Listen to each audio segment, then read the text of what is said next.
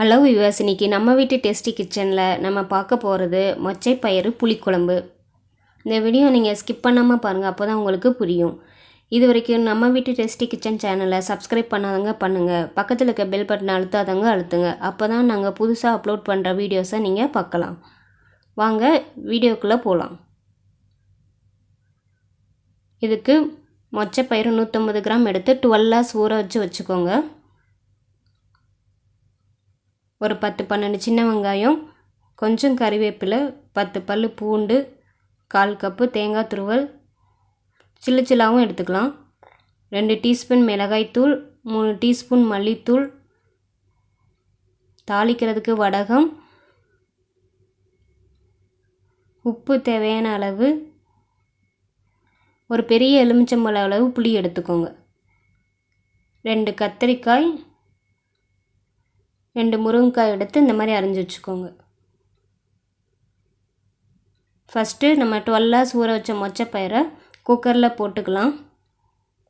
அதோடு கூட 1/2 டீஸ்பூன் மஞ்சள் தூள், 1/2 டீஸ்பூன் பெருங்காயத்தூள் சேர்த்துக்கோங்க. தேவையான அளவு தண்ணி விட்டுக்கோங்க.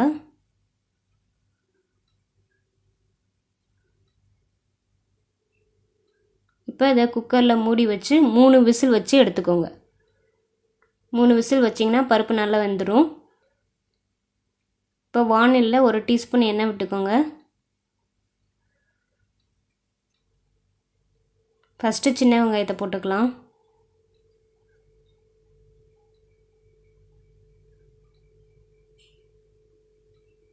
இதை வதக்கிக்கோங்க.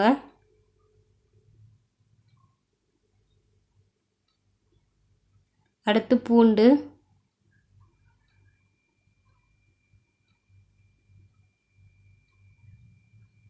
அடுத்து நம்ம அரிஞ்சு வச்சுக்கிற காய்கறிகளையும் இதில் சேர்த்துக்கலாம். முருங்கைக்காய், கத்திரிக்காய்.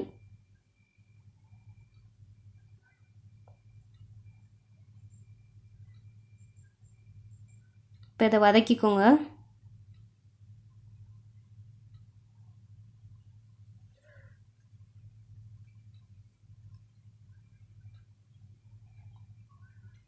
அதுக்கப்புறம் நம்ம எடுத்துருக்கிற 2 டீஸ்பூன் மிளகாய்த்தூள், 3 டீஸ்பூன் மல்லித்தூள், தேவையான அளவு உப்பு சேர்த்துக்கோங்க. இப்போ இதை நல்லா கிளறி விடுங்க. சிம்மில் வச்சுக்கோங்க, அடி பிடிக்காமல் பார்த்துக்கோங்க. இப்போ இதை நல்லா கிளறியாச்சு.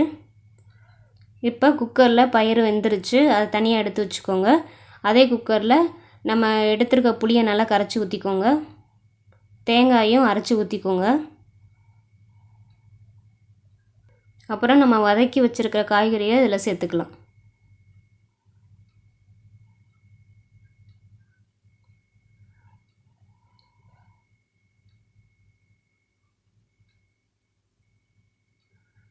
சேர்த்து நல்லா கிளறி விட்டுக்கோங்க.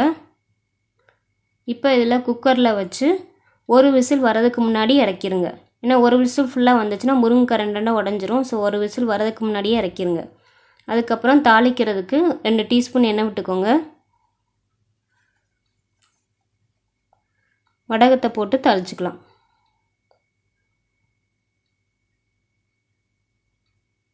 அதோட கொஞ்சம் கருவேப்பிலையும் சேர்த்துக்கோங்க.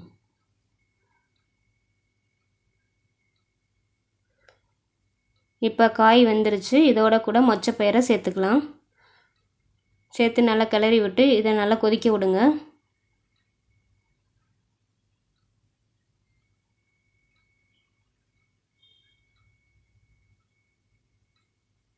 கொதிக்கும் போது நம்ம தாளிச்சதை கொட்டிடலாம். கடைசியாக தாளித்து கொட்டுறதுனால நல்லா வாசமாக இருக்கும். முதலையும் நம்ம தாளிச்சும் கொட்டிக்கலாம். முதலையும் தாளித்து கொட்டி குழம்பு கூட்டியும் வச்சுக்கலாம். நம்ம இப்போ சுவையான மொச்சப்பயிறு புளிக்குழம்பு நம்ம வீட்டு கிச்சனில் தயாராக இருக்குது. இதை உங்கள் வீட்டு கிச்சன்லேயும் ட்ரை பண்ணி பார்த்து சொல்லுங்கள். இதே மாதிரி ஒரு வித்தியாசமான ரெசிபியோடு நான் நெக்ஸ்ட் வீடியோவில் உங்களை பார்க்குறேன். தேங்க்யூ ஃபார் வாட்சிங் திஸ் வீடியோ.